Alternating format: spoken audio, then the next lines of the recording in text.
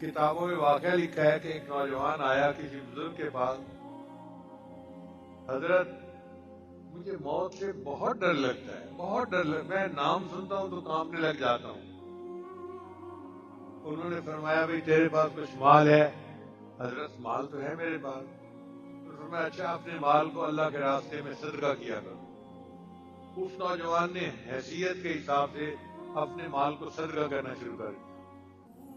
پھر کچھ دنوں کے بعد ملاقات ہوئی تو انہوں نے پوچھا بھائی سناؤ، کہنے لگا حضرت عجیب بات ہے، موت سے ڈر تو ختم ہو گیا، اب تو مرنے کو دل چاہتا ہے، اس کی کیا وجہ ہے؟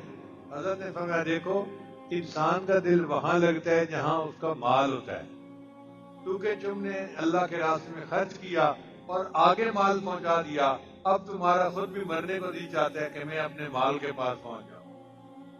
تو ہم اللہ کے راستے میں خرچ کریں گے تو اللہ تعالی ہمیں آخرت کی آسانیاں فرما دیں گے۔